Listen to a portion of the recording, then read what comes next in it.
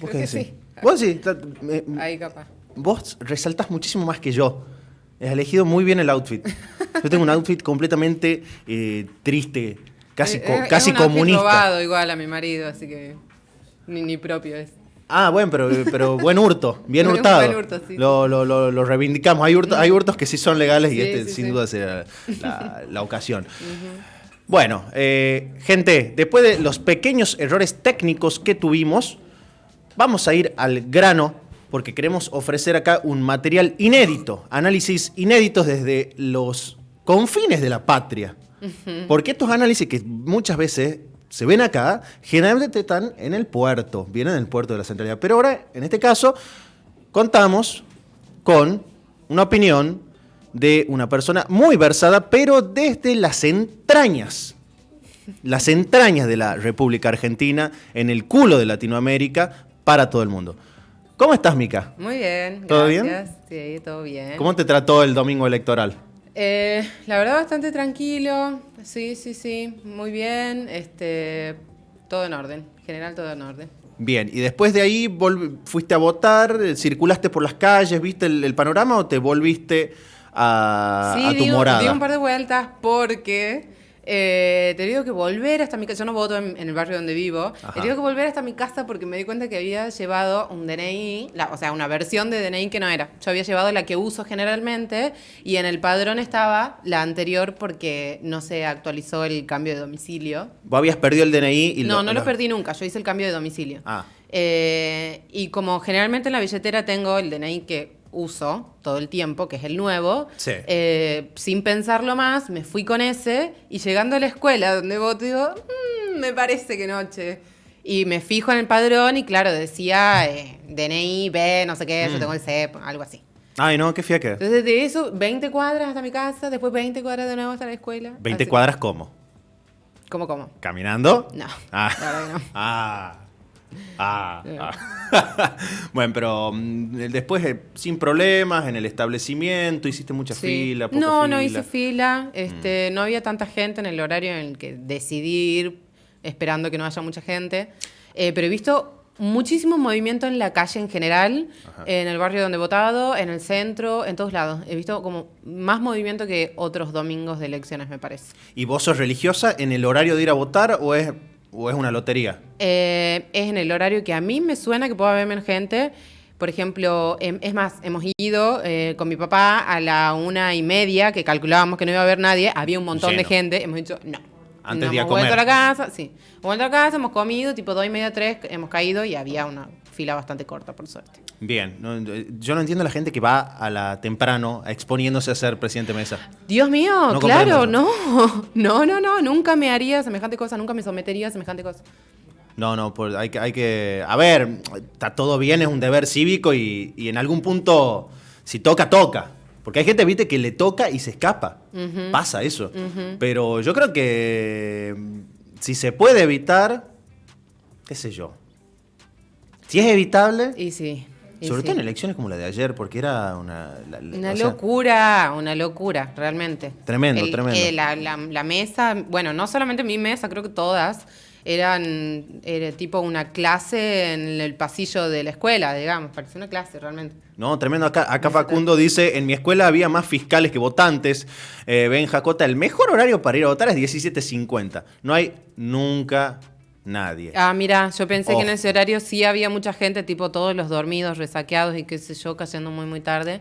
Pensé que me iba a encontrar con una fila muy larga en ese horario, pero es un buen dato. Yo tengo la misma teoría. Yo soy de ir a votar a las 3 de la tarde. Ponele, me gusta ese horario. Si pudiera, me levantaría a las 10 de la mañana, iría con el solcito, bueno, cuando hay solcito de mañana. Pero no suele pasar. Bueno, igual tenemos nos quedan de mínima 2 elecciones más, 2 domingos más. De mínima. Igual de este tema, que ya me estoy entusiasmando, lo vamos a estar hablando con Cami después en el segundo bloque. Cami López Morales va a estar acá acompañándome y vamos a estar haciendo un pequeño análisis, charladito, como acostumbra el Antro Boutique, porque viste que la gente en el antro generalmente está medio... ya viene cansada, con la semana encima. Acá llegamos con el fin de semana encima, lo vamos a estar charlando, pero después. Y te hago una pregunta, Mica. Vos después que votás y que das estas vueltas, vos volvés a tu casa. No, he vuelto a la casa de mi mamá, en realidad. Lo que pasa es que en la casa de mi mamá hay muchos gatos. Ah. Entonces, para mí es como el domingo, me lo paso entero ahí porque es el día en Sí. que puedo ir y compartir con mis hermanas felinas, Sí. con las hijas preferidas de mi madre. Así que me quedo ahí hasta la noche, Buena decisión. Y después, rodeada de gatitas. y después de eso uno vuelve a la morada, que nosotros jóvenes de clase media generalmente alquilamos. ¿Puede ser? Y eso me da el pie para preguntarte, ¿qué tanto sufrimos quienes alquilamos? Muchísimo, muchísimo. No conozco a nadie que alquile que no sufra, de hecho. En un momento voy a mostrar algunos comentarios que saqué de Instagram de la cantidad de situaciones de mierda que uno pasa con inmobiliarias, con propietarios. Así que bueno, un poco lo que vamos a hablar ahora es la crisis habitacional, que me parece que por ahí es más popular, por lo menos en nuestro ámbito, nuestro medio, desde este lugar del inquilino clase media, pero es una crisis, la verdad, bastante más amplia que eso. Es básicamente la imposibilidad de un grandísimo número de gente de acceder a una vivienda digna y asequible. ¿Por qué? Porque la crisis habitacional incorpora dos conceptos, el cuantitativo y el cualitativo. No es solamente el no tener techo, sino también la calidad de ese techo que sí tenemos los que tenemos. Por ejemplo, hay muchas personas que viven en lugares donde no hay servicios básicos. Sí. O muchas personas que tienen acceso a servicios básicos, pero la materialidad de la construcción en la que viven es muy precaria. Entonces, eso también forma parte del déficit de vivienda. O sea, el concepto de déficit de vivienda abarca las dos cosas, la calidad y la posibilidad de acceder. Bien, vuelvo un segundito. ¿Qué sería la asequibilidad? Dijiste que sea digna y asequible. Sí. ¿Qué sería asequible? Básicamente... O sea, la palabra la tengo, pero te juro que no, como que no me acuerdo. Como que puedas acceder de manera que cualquiera pueda hacerlo, Bien. ¿me entendés? Sí.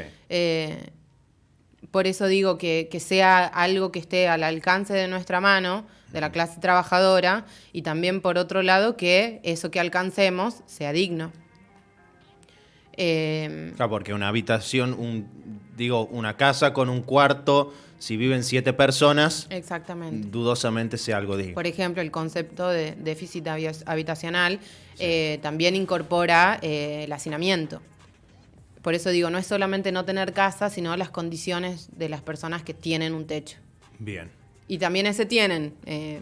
¿Qué tan es así? Como que uno tiene. Yo no tengo, yo alquilo, no es mío. Es una discusión. Si uno alquila, tiene techo, no tiene techo. Y yo creo que la que lo tiene es ella. Y no solamente eso, sino que a veces los propietarios no solamente son dueños del lugar en donde vivís, a veces son dueños de tu vida, de tu salud mental, de cuántas cosas, ¿no? Y en algún punto estamos en sus dominios. Nuestra vida cotidiana transcurre en un lugar que tiene su energía en las paredes, así. Y en donde todo se da como ellos quieren. Ya vamos a hablar igual de esto. Pues estamos en una parte introductoria, ya tenemos tiempo para enojarnos. Oh, siempre. Yo tengo tiempo para patear para arriba para enojarme. A mí me gusta mucho eso, ya te habrás dado cuenta. Dice acá Facundo, mal. En mi caso, voy a leerlo acá. En mi caso estoy sujeto a si él quiere renovarme o no. Vamos, tal Sí. cual. Allá vamos. Entonces eso también implica que durante el primer periodo, ponele, de alquiler que vos tengas con esta persona, te tenés que comportar. Y no me refiero a cuidar el lugar, obvio, eso sí, claro. Pero estoy hablando de, por ejemplo, no decirle, che, me parece que te estás zarpando en esto que estás haciendo que no corresponde. Porque vos decís, ¿qué pasa si porque yo le he dicho que se está zarpando en hacer algo que no corresponde, después no me quiere renovar el alquiler? Es una relación completamente dispar. Totalmente dispar. Porque él consigue otro inquilino. En cambio, uno tiene que mudarse, irse, cambiar su centro de vida. Así es. Mucha diferencia, sí. Sí, bueno, hablando de las causas, de los factores que llevan a esta crisis habitacional, hay algunos, los más importantes, ponele. Se habla que una de las causas es el crecimiento demográfico, qué sé yo, es una cosa que se da de manera natural y es esperable. Yo no creo que eso sea, o sea, obviamente que interfiere, pero yo no creo que eso sea una causa realmente de la crisis habitacional, porque es la forma natural de la humanidad, de vivir de la humanidad. Las ciudades crecen, las sociedades se multiplican, eso es así. El problema es, acá viene el segundo factor, la falta de planificación urbana. Esto ya lo hemos hablado bastante en la columna anterior. La falta de planificación urbana es básicamente la falta de respuesta a la crisis habitacional. Es la falta de respuesta a un montón de gente que está teniendo un problema y que el Estado, la urbanización, el mercado, etcétera, no aportan a una solución. En el caso, por ejemplo, de la planificación urbana, tiene mucho que ver con el desarrollo infraestructural. Si no hay planificación urbana, hay lugares a donde no llegan redes de servicio básicas. Claro, porque voy a construir una casa, un barrio, un edificio, un complejo habitacional, pero si no te llega la conexión de agua, y está medio difícil. Sí. O si no tenés caminos que lleguen hasta ahí. Es muy loco porque eso sucede en dos puntos extremos del abanico sociocultural. ¿O no? En los barrios más pobres, pero también en los barrios, digamos, de las clases más pudientes que cada vez se van queriendo alejar más de los centros urbanos. Sí. Y no tienen, por ejemplo, a veces acceso a una red local. Sucede un montón. Y tiene que venir señor Estado y hacer una red de 30 kilómetros hasta el country. Conexión a gas natural, tampoco. Y eso es carísimo. Sí. Cuando hay situaciones de real emergencia. Con barrios que capaz no están a 30 kilómetros, sino que están a 5. Tremendo, ¿no? Sí. Y lo hacen con la nuestra. Bueno, otro de los factores que genera esta crisis habitacional son las políticas públicas insuficientes. Obviamente que en eso también entra la falta de planificación urbana, pero ya hablando de política pública habitacional. Que, por ejemplo, tiene que ver con la falta de recursos, pero también con la falta de continuidad de los programas que sí existen.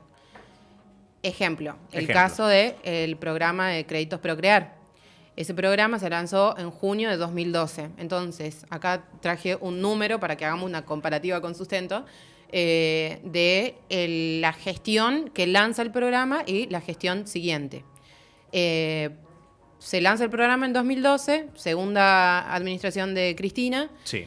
La inversión de ese momento para Créditos Procrear fue de 2.293 millones de dólares. Y se entregaron... ¿Me repetís, por favor, el número? 2.293 millones de dólares. En mi cabeza eso es nada, porque la verdad, como inquilina que soy, me da igual que me digas eso o cualquier otra cosa. No sé, no lo entiendo, no me lo imagino, no. Bueno, pero fíjate, si lo comparamos con el número del préstamo del Fondo Monetario Internacional, que son 50.000 millones, una décima parte de eso sería 5.000 millones. O sea, estamos hablando del 5% del préstamo del fondo, como para darle una dimensión, nada más. A ver. Punto. Está ahí. muy bien. Bueno. Y en la gestión siguiente, por eso hablo de que uno de los problemas es la falta de continuidad de los programas que sí existen. Sí. En la gestión siguiente de Mauricio Macri, esa inversión fue de 32 millones. O sea, estábamos hablando de miles a decenas, ¿entendés? Una diferencia muy grande. Entonces, eso sí hace que se reproduzca esta problemática de crisis habitacional. Y la última, que es la peor de todas, que es la que más nos jode los ovarios a todos, es la especulación inmobiliaria. La fastidiosa especulación inmobiliaria. En donde se distribuyen entre muy pocos, las propiedades de la tierra terminan en muy pocas manos, es un fenómeno que por la forma de manejarse de los propietarios terminan afectándonos a todo el resto también. Por ejemplo, cuáles son, llevados ya al territorio, cómo funciona la especulación inmobiliaria. Por ejemplo, la compra para la venta. Se compra con el destino específico de vender, que con la inflación, con la velocidad de aumento de precio, son viviendas que muchas veces terminan siendo viviendas ociosas, porque se compran para la venta, se compran para la venta, se compran para la venta. Y ahí diste algo en la clave de cómo contrarrestar el argumento de, bueno, que es un problema porque la sociedad crece y en realidad Sería lo demográfico nos excedería. No puede ser un problema porque tenemos un montón de vivienda ociosa. Exactamente, sí, por ahí en algunos lugares más que en otros, y ahí sí te voy a decir que lo más investigado, por supuesto, pues país unitario, es el AMBA. Obviamente tenemos mucho más dato de eso, en donde hay muchísima vivienda ociosa, pero también, de alguna manera, también nos afecta porque ¿cuál es una de las causas de la crisis habitacional del AMBA? Que por ahí nosotros gente del interior, tanto del interior de la provincia de Buenos Aires como de las provincias del interior del país, Sí. Migramos a la capital federal en búsqueda de acceso a la educación, en búsqueda de acceso a un puesto de trabajo. ¿Y cuál es el problema? Que cuando llegamos ese puesto de trabajo no es tal. Es un puesto de trabajo que no permite, un puesto de trabajo precario en la mayoría de los casos. Y sí, me estaba pareciendo. No, pero iba a ser, digamos, la acotación de que por ahí existe una migración, ponele, hacia lo que es la cava, ponele propiamente dicha, que tiene como unas condiciones infraestructurales bastante desarrolladas, pero después tenés sectores populares que migran a las márgenes de la cava, digamos, al conurbano, a los sectores a las zonas que están menos desarrolladas y que no tienen esa infraestructura para recibir que por esa una cantidad de cuestión gente. sociocultural no pueden, y académica y demás, no pueden acceder a veces a otro tipo de puesto de trabajo que sí hay en Cava, pero ¿para quién es ese puesto de trabajo? Para 2, 3. Claro. No es para todos, no es para todo el resto que migra a un lugar, a una gran ciudad buscando respuestas. Entonces, ¿qué pasa con toda esa gente? ¿Qué pasa con toda esa gente que se va a vivir ahí y no hay una respuesta habitacional? Y ahí viene la patria inquilina. Ahí estamos. Llegamos. Solamente que la patria inquilina, bueno, es muy amplia. Es muy amplia porque somos muchos los compatriotas, muchos y diversos. Me encanta el concepto, digamos, la fuerza que tiene, ¿no? O sea, no porque me guste la patria inquilina, pero me gusta cómo condensa esta situación. ¿Tuyo? ¿Creación tuya? ¿Patria inquilina? ¿Inspiración tuya? ¿O viene? No, ya existe, es un concepto que existe. La verdad lo he leído muy poco. De hecho lo googleé porque por alguna razón yo lo tenía en el fondo de mi cabeza, entonces lo googleé a ver si era real o era algo que se me había ocurrido y no, ya existía. Así que en el caso del AMBA, por ejemplo, mucha de esa gente termina viviendo en situaciones muy precarias. Por ejemplo, termina viviendo en hoteles, y no te estoy hablando de los hoteles. No. Sí, ¿qué onda eso de los hoteles? Si te intervengo, ¿y qué onda lo de los hoteles? ¿Por qué hoteles? O sea, yo ponele, lo asocio con lo que no sé si les llaman, no sé, perdón, voy a ser burdo, pero como con aguantaderos, así. Edificios donde son, me imagino, alquileres como muy baratos. Habitaciones como con condiciones muy, muy básicas, muy elementales, por no decir precarias. Pero ¿por qué hoteles? Hoteles es uno de los destinos. Pero también hay, por ejemplo, conventillos que funcionan de la misma manera. Claro, por ahí. conventillos. Es muy parecido. Sí. Y yo pienso que tiene que ver, por un lado, con que son alquileres muy económicos y por otro lado, que son alquileres temporarios y que el alquiler temporario te permite pagar sin una planificación de pago, ¿me entendés? Vos podés pagar el día, vos podés pagar la noche, la semana, 3 días, qué sé yo. Si vos querés entrar en un departamento en Palermo, tenés que pagar cuántos miles de pesos para acceder de depósito, de depósito, de comisión inmobiliaria, tenés que pagar el primer mes, te tenés que asegurar que te vas a quedar 3 años ahí. Es otra la movida de alquilar un departamento para vos solo. En cambio, estos alquileres temporarios, los alquileres temporarios para la clase trabajadora. Claro, no estamos hablando de Airbnb. Exactamente. Bueno, funcionan así, porque claro, es lo que uno va teniendo en el momento, porque los trabajos que tienen son laburos en donde se cobra un jornal. Y me imagino que si te atrasás una semana, viene alguien que administra el conventillo, que administra el hotel, y te dice de primera, de buena manera. De muy buena que manera. amablemente te retires y a la segunda, me lo imagino así. Pero con hotel y conventillo, ¿estamos hablando de lo mismo o tienen sus diferencias? ¿Por qué se le llama hotel? Quiero entender por qué se le llama hotel. Vos sabés que lo trajiste y algo que nunca me lo pregunté, pero porque siempre lo tomaba así como venía, de que, por ejemplo, acá... Es que hay casos en los que sí son literalmente hoteles. O sea, hotel que... O sea, yo me imagino hotel, es alguien... En un hotel alguien viene y me limpia la pieza y me da un desayuno. No. No es, No por es eso, el ¿no? caso, Pero, no es ¿qué el hace que caso. se le llame? ¿Cuál es el...? Y que son cuartos. Es como Bien. el cuarto de pensión, solamente que el cuarto de pensión por ahí es en una casa familiar, por ejemplo. ¿Entendés? Vale. Un hotel es como algo un poco más grande. Y bueno, imagínate toda esta situación, que todo lo que estamos hablando, todo esto tan terrible, si sos mujer, si sos población originaria, si sos de la comunidad LGTB+, si sos inmigrante extranjero, ni hablar. Porque, por supuesto, todo siempre es peor para las minorías, todo siempre es peor para la clase de trabajadora. Por eso, en las crisis, lo primero que uno se tiene que preguntar es, por un lado, quiénes están afectándose negativamente en esta crisis y quiénes se están beneficiando. Porque siempre va a haber alguien que se esté beneficiando de la problemática de otro. En este caso, el capital concentrado que como vos decías bien hace un rato, de quienes deciden invertir en bienes raíces, es tremendo porque es el famoso ahorrar en ladrillos.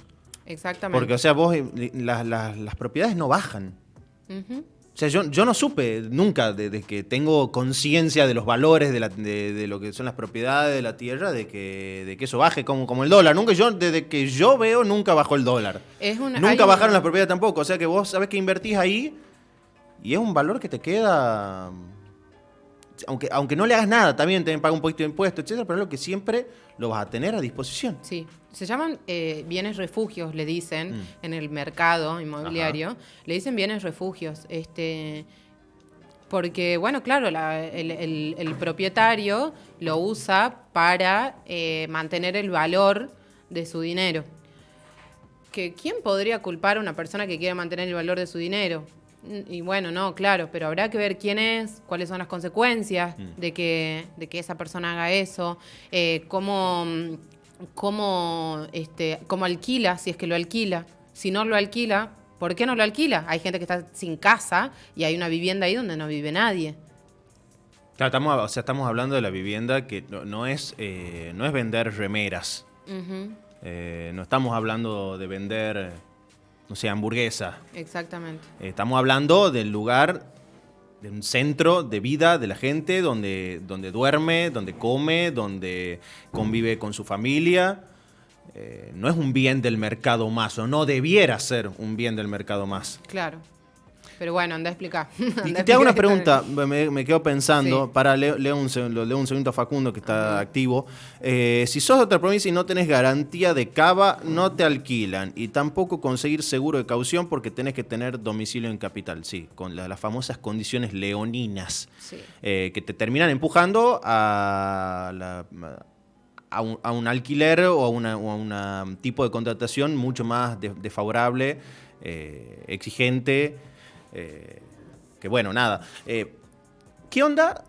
Está muy de moda ahora, lo voy a decir de moda porque realmente es algo que lo escucho mucho. El propietario pierde. El propietario tiene que alquilar barato hoy. Bueno, justamente estas últimas semanas se lo escuché un montón, como la plata que estamos perdiendo. ¿Qué? ¿Qué me estás jodiendo? What?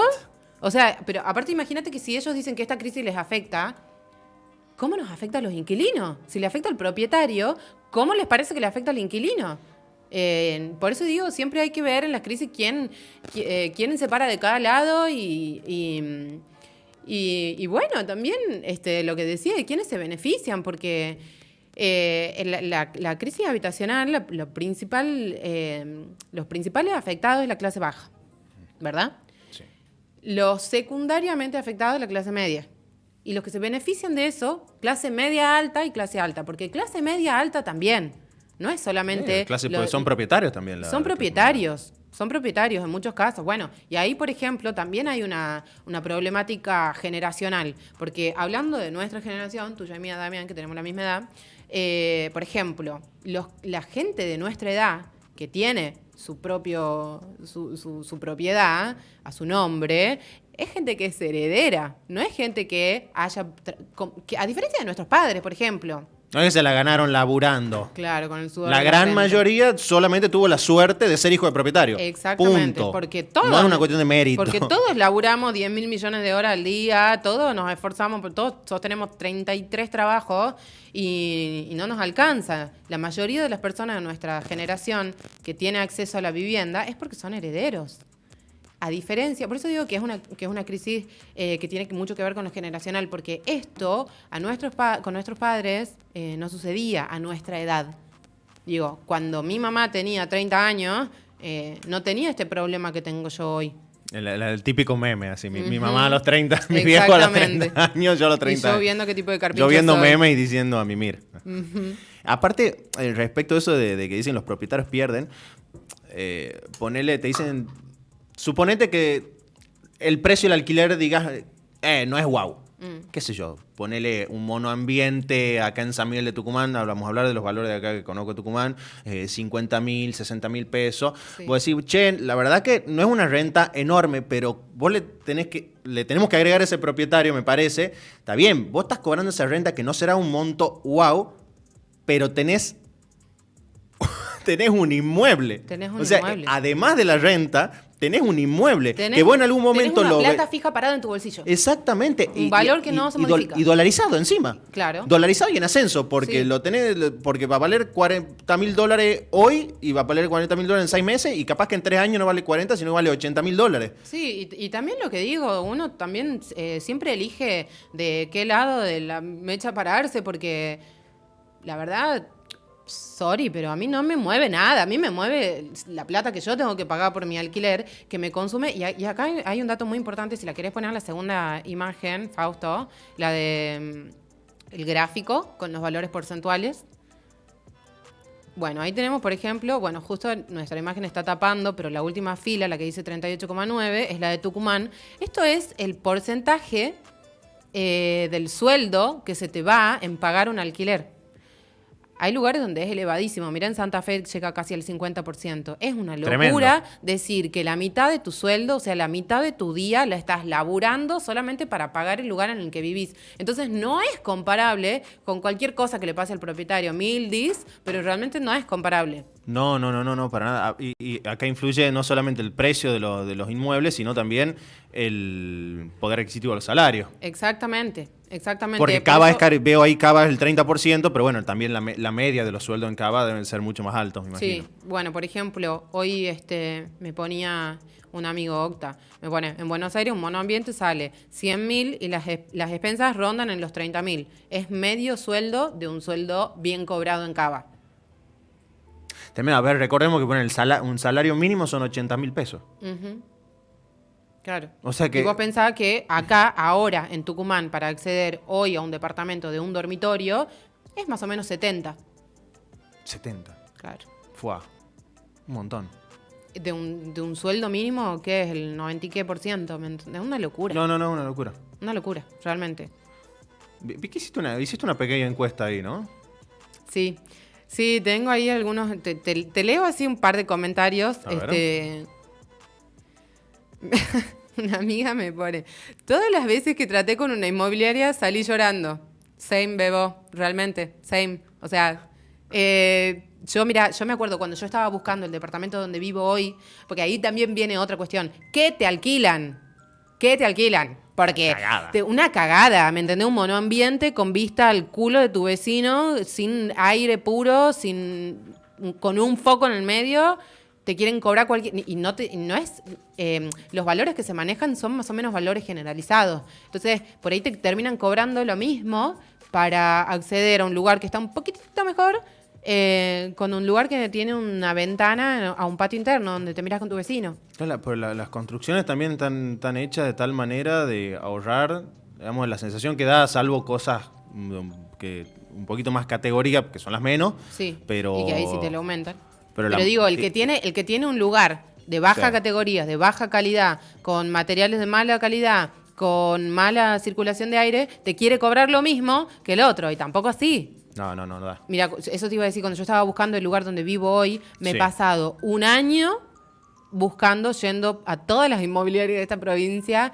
Me he conocido todos los departamentos de la zona donde vivo, porque en todos los lugares sucedía lo mismo, que era una ventanita de este tamaño, un ventilón donde vos tenías que sacar la nariz para respirar aire frío, ¿me entendés? ¿Cuál es la explicación? Porque realmente tan costoso es hacer ponele, si vas a hacer está bien, ponele que vas a hacer un departamento peque. Está bien, ponele un monoambiente, genial. ¿Por qué no hace una ventana digna? O sea, ¿qué tanto cuesta? Y es que o sea, es incompetencia. Al bolsillo del inversionista un centavo cuesta. Claro, hacer la ventana con 20 centímetros más es... Es que 20 centímetros por 6 pisos, por 4 departamentos por piso, no, ya no me conviene, ¿no? Es como la especulación al palo. Pero al mango, mal, sí. Yo lo he visto también en mi laburo, en el ámbito de la construcción privada. Eso es una locura ver cómo un centavito, ese centavito me hace la diferencia. Esa es la respuesta que te da un inversor, por ejemplo. Pero la gente lo termina pagando, o sea, no toda, pero quiero decir, la gente que va a comprar un departamento, si va a gastar en $70,000, suponete, y gastar 75, y el inversor lo va a pagar. No va a dejar, el que va e invierte, no va a dejar de comprarlo por $5,000, ¿o sí? No, pero el que invierte en comprar, decís vos. El que invierte en comprar. Claro, yo digo el que invierte en construir. El que invierte en construir no quiere poner un solo peso de más para algo que sabe que lo puede vender al valor que él quiera, porque la mayoría de los casos termina funcionando así. Esos valores los maneja el mercado inmobiliario. Y si vos sos parte del mercado inmobiliario, vos le vas a poner el valor que vos tengas ganas. ¿Qué hacemos con esto? Ay, mirá. ¿Qué se hace con esto? O sea, ¿qué se hace con esto? Bueno, primero que nada... hay que hablar un poquito de la ley de alquileres, que está como muy en debate últimamente, que hay muchas posturas contrapuestas. Yo creo realmente que hay un par de cosas de la ley de alquileres que termina siendo un refugio para el inquilino, más allá de todas las críticas que se le hacen a esta nueva ley. Porque, por ejemplo, te pone una indexación que está relacionada, que está vinculada a un índice del Banco Central. Antes de esta ley, la indexación era según el mercado inmobiliario, o sea, según lo que los propietarios les parecía que era el aumento, y se hacía cada 6 meses, ahora se hace cada un año. Entonces, bueno, ahí sí ya es como que frena la indexación caprichosa del propietario, ¿me entendés? Claro, antes con la vieja ley, que era la actualización semestral, vos no sé si alquilabas en ese momento, yo alquilaba, era cuánto, a ver, le voy a preguntar a la dueña del departamento cuánto me va a aumentar. No era que yo ya iba sabiendo cuánto me va a aumentar, porque tengo en dónde fijarme que corresponde que sea el aumento. Y acá también te quiero leer otro comentario que me han dejado en Instagram. Dice, propietaria quería aumentar el alquiler por crisis. Había un contrato que respetar, se enculó porque le dije eso. Claro, o sea, a ella le parece que no le alcanza, entonces, bueno, no sé cómo vas a hacer, pero me tenés que pagar más. Bueno, pero hay un contrato en donde nosotras dos hemos firmado que lo que yo te tengo que pagar es en tal fecha tanta cantidad de pesos. No, bueno, pero a mí no me alcanza. No importa. Firma un contrato. Hay una relación contractual que tenés que respetar. Ahí está el punto, porque vos tenés el famoso contrato de palabra, que es contrato, o sea, no deja de ser un contrato, pero cuando tenés un contrato por escrito, está bien, el inquilino puede agarrar y decir, che, yo tengo el contrato por escrito, pero igual implica todo un desgaste. Porque si vos tenés un propietario que igual te hace quilombo, igual te dice, che, no, a mí esto me queda corto, te pone ante toda una situación de te mella el alma, más o menos. Implica mucha violencia porque está en juego el techo de uno. Bueno, y ahí también, por eso quería hablar de la ley de alquileres. ¿Qué pasa con la ley? Tiene todas estas cosas, la voy a nombrar rápidamente. Sí. Otra cosa que dice la ley de alquileres, que acá yo creo que todo el mundo va a decir, ¿qué? Los gastos de administración, ahí estamos hablando del gasto de la inmobiliaria, porque el gasto de la inmobiliaria es un servicio que le presta la inmobiliaria al propietario. ¿Y quién lo paga? El inquilino. Obvio. ¿Y qué dice la ley? ¿Que quién lo tiene que pagar? El propietario. ¿En qué caso se cumple eso? En ninguno. No conozco una persona que no le haya pagado siendo inquilino a la inmobiliaria. No sucede. No, Otra sí. cosa es la cuestión de los medios de pago, por ejemplo, o las facturas. ¿Quién hace factura por un alquiler? Te lo piden en efectivo. Te lo piden en efectivo cuando supuestamente... Otra cosa, el gasto, por ejemplo, que implique el contrato, por ejemplo, el sellado. Lo pagás vos como inquilino. Lo pagás vos, tenés que ir a pagarle a donde la propietaria le parece que tiene que cobrarte porque le tenés que pagar en efectivo, porque no quiere recibir transferencia, porque no sé qué cuestiones de evasión impositiva, no te emite factura tampoco. Todas estas cosas sí las contempla la ley, pero ¿qué pasa? No se cumplen y no hay penalidades o no hay un ente regulador que esté registrando este tipo de incumplimientos. Claro, el Estado, Ese es el problema. el Estado me parece que no está llegando ahí para ¿Y para qué hacemos controlar nosotros eso. inquilinos con eso? Nada. ¿Qué vas a hacer? ¿Qué le vas a decir? No, la verdad que vos me tenés que pasar una factura porque si no te va a decir, listo, ya está, chau la No, mierda. no, Aparte, estamos- si no quiero, no lo hago porque la casa es mía, no me importa, si no sos vos va a ser otro. Exactamente, porque si no sos vos, va a ser otra. Ese es el argumento. A mí me parece interesante y es una discusión el tema este de la actualización, porque incluso escuché muchos inquilinos que se quejan de la actualización anual. A ver, antes teníamos esta, como decías vos, la actualización semestral, que era pactada libremente, y ahora tenemos esta actualización anual, se compone de dos elementos. Digamos, el número con el cual se actualiza tiene que ver con la inflación, con la evolución de la inflación y con la evolución de los salarios, si mal no me equivoco. Creería que sí, no te Eh, sabría decir específicamente. Sí, es verdad que al ser la actualización anual Sí. es como un salto grande, pero Pero te permite llegar hasta el último mes. exactamente, pues cuando haces la semestral ya empezás a pagar el aumento 6 meses antes. Sí. Yo, por ejemplo, ahora estoy a unos meses del aumento anual Sí. y la verdad que estoy regia pagando lo que pago ahora, que cuando me le hecho el aumento no lo era, pero Exacto. bueno, realmente en este momento sí me sirve. Y lo que te digo que me parece lo más importante es que hay un índice que respetar ahí. Y hay mucha gente que, como esta persona que me ponía ahí lo de la propietaria que le quería aumentar porque a ella le parecía, hay muchos propietarios que están haciendo lo de pedir un aumento voluntario. Voluntario. Es como, ¿qué me estás jodiendo realmente? Tipo, ¿me vas a pedir un aumento voluntario? ¿Vos crees que yo tengo la voluntad de pagar más? ¿Realmente? Otro tema que también comentan, bueno, también comentan que es así, que como saben que van a actualizar recién al año, en realidad la subida la meten de antemano. Ya están diciendo, a ver, yo voy a tener este precio congelado acá un año. Entonces, eso hace que de movida ya pongan los precios altos. Y termina siendo como una burbuja, ¿o no? Sí, claro, exactamente. Sí. Algo capaz que hoy podríamos pagar 50.000 pesos, suponete, el propietario dice, no, pero si yo, el tema es que él me va a estar pagando 50.000 pesos de acá a un año, entonces yo de movida Sí. ya te lo pongo 80. A mí me pasó eso, por ejemplo. Es más, a mí me pasó que cuando la inmobiliaria le avisó a la dueña, ay, espero que la dueña de mi departamento no esté viendo. No, claramente no lo ve. Nah. No, A este antro seguro no llega. Propietaria, que van a estar en el antro boutique. Bueno, ¿ves? ver, ¿Ves somos el miedo inquilinos. que le tenemos, carajo? ¿Te das cuenta? O sea, ¿sabes qué pasa? Es que a mí me genera un problemón tener que buscar otro departamento. Primero, porque me había pasado otro año buscando un lugar que tenga una ventana decente. Sí. Segundo, porque cuando lo encuentre voy a tener que pagar 3 meses y medio para poder entrar. O sea, miles de dólares para poder entrar en un departamento nuevo. Tener que lidiar de nuevo con otra inmobiliaria que me haga llorar como la hace llorar a mi amiga. Es muy jodido realmente de este lado de la cuestión. Te iba a decir que a mí me pasó eso, que cuando la inmobiliaria le avisó a ella que yo lo quería el departamento, que yo 100% lo quería el departamento, yo he dicho, bueno, entonces me puedo dar el lujo de decir que le voy a cobrar un poco más. ¿Entendés? ¿Cómo No. son? O sea, después que ya tenía el sí, ha dicho, bueno, pero te lo voy a aumentar. ¿Por qué? Porque lo querés. Y lo vas a pagar. Fin. No, es que es un ejercicio de poder absoluto. No hay la contemplación, no existe. Sí. Bueno, por suerte ahora existe esta organización Inquilinos Agrupados. No sé si la ubicás, que que está poniendo mucho en discusión varios de estos temas. Sí. Que la verdad que está muy bueno hablarlos, porque son de urgencia. Encima estamos hablando de cosas que afectan a la clase media, pero ni qué hablar de lo que sucede en clases donde no existe el contrato, por ejemplo, de alquiler. O lo que decíamos, los cuartos de alquiler, los conventillos, bueno, una situación tremendamente peor. Bueno, y me preguntabas, ¿cómo se puede solucionar el tema de la crisis habitacional?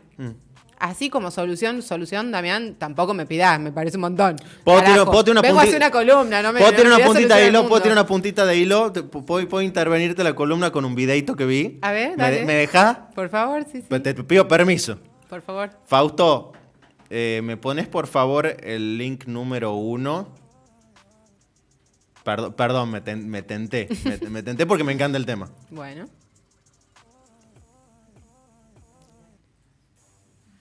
Un peque vide. Link número 1. No, perdón. No. Pone en el bloque 2, link número 1. Mientras tanto voy leyendo, ahí Facundo dice, en mi edificio pasa lo siguiente, nadie aceptó el aumento voluntario, como el mismo dueño es dueño de la inmobiliaria que administra, subió la despensa. Ay, No. qué hijo esa de es mil. nueva, esa no la teníamos. Después Nacho dice, en mi caso, por suerte, nos manejamos con la página esa del gobierno que te calcula. Bueno, tenés suerte. Vamos con el videito este peque, y mi intervención a la columna.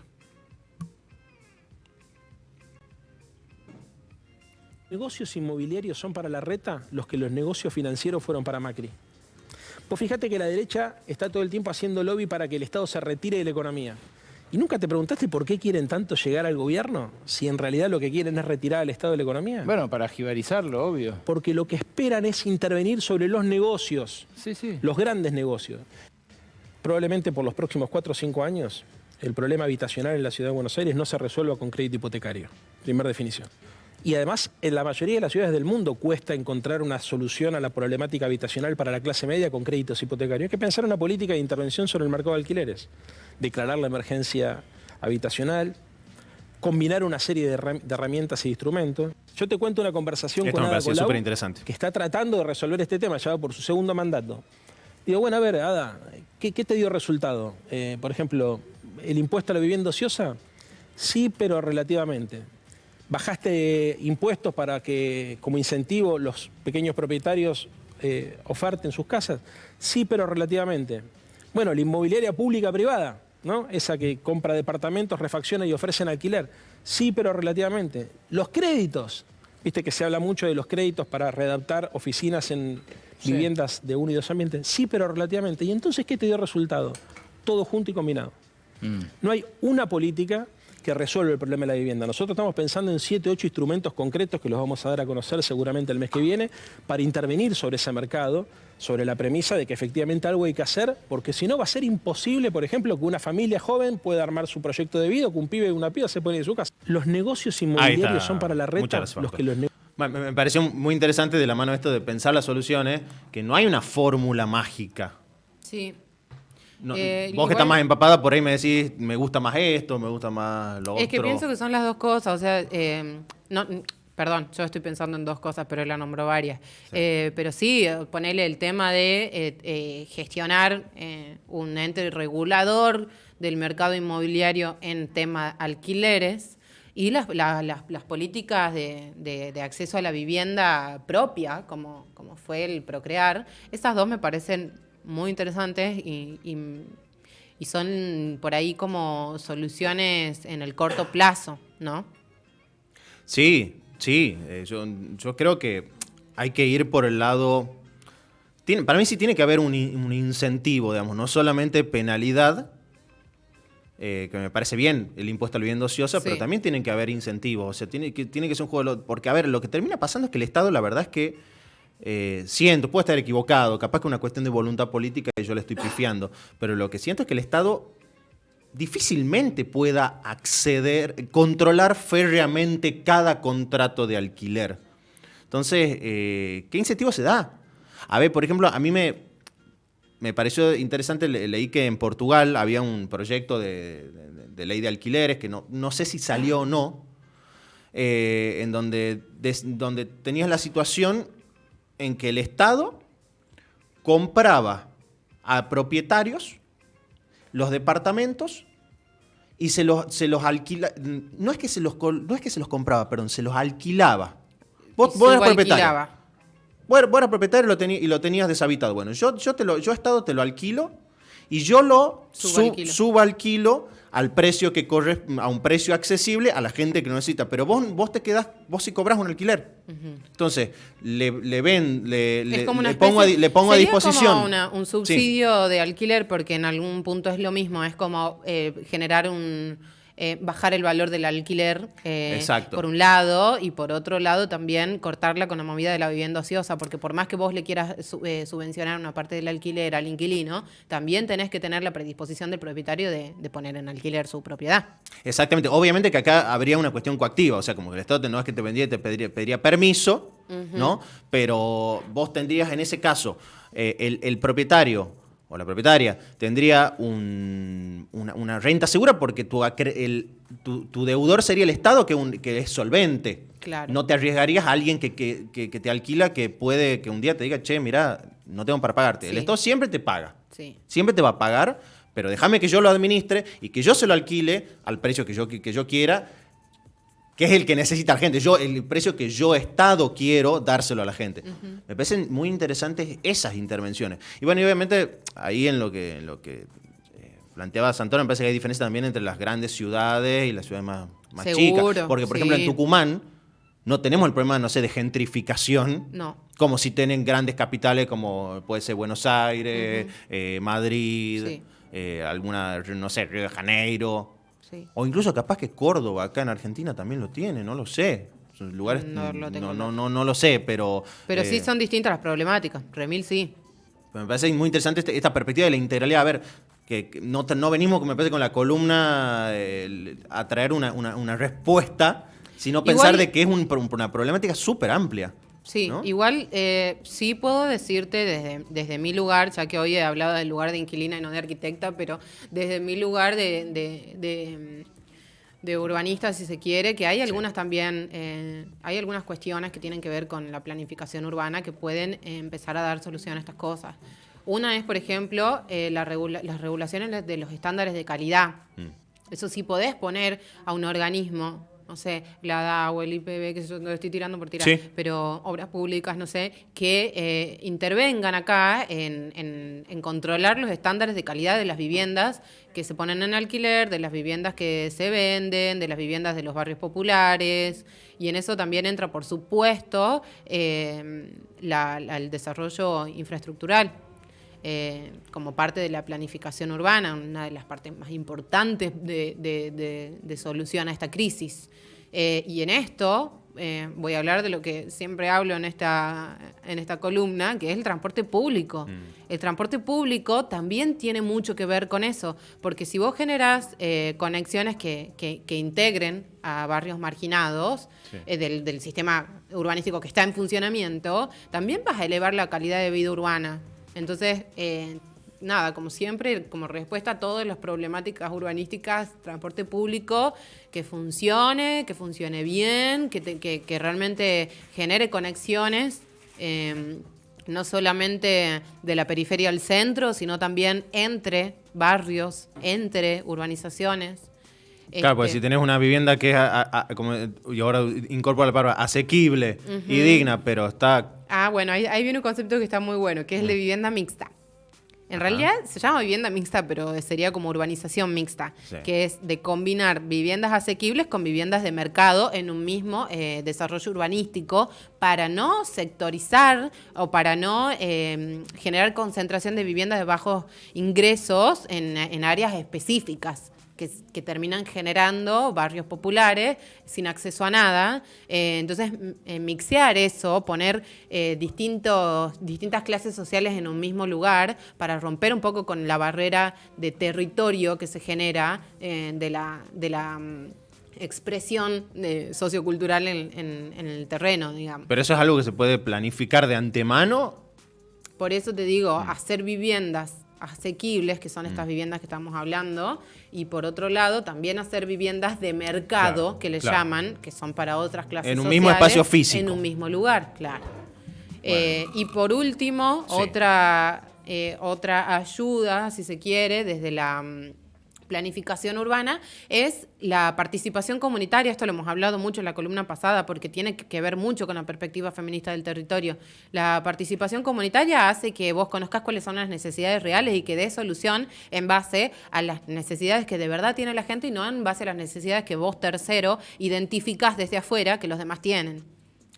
Qué desafío igual, ¿no? Generar esos espacios de encuentro comunitario, porque hoy la gente en esto que decíamos de tener 30 laburos, de llegar roto al final del día, de tener un mal transporte, de toda esa sumatoria de hostilidades, después la sensación es que no quieren saber nada con nadie, ¿viste? Sí, pero hay barrios que también están más organizados.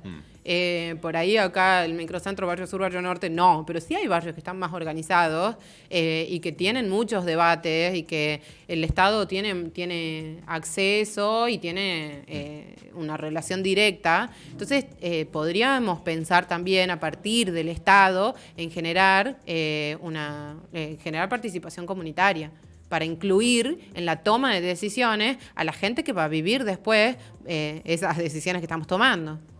Qué basta que es la temática, ¿no? Uh-huh. Y para cerrar te dejo un buen recuerdo, en Por el año favor. 47, Ajá, presidencia de Perón, ajá. se congelaron por un tiempo los alquileres. ¿Y cómo resultó?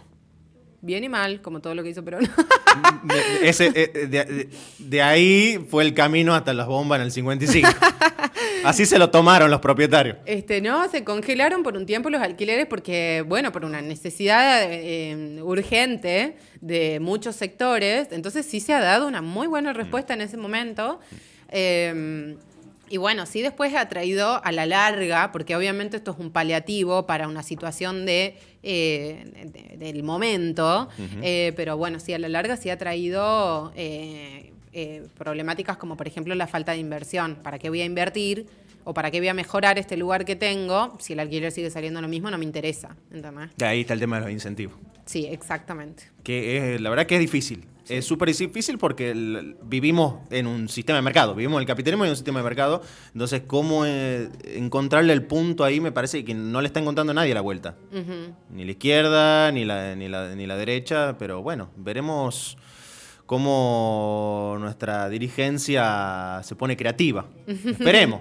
Porque la verdad que si no empujar a un montón de gente a una situación de precariedad que ya es insoportable. Sí, tal cual. Mica, muchísimas gracias. Bueno, perdón si me extendí, robé tiempo. Por favor. ¿Nos vamos a un corte? ¿Te parece? Dale.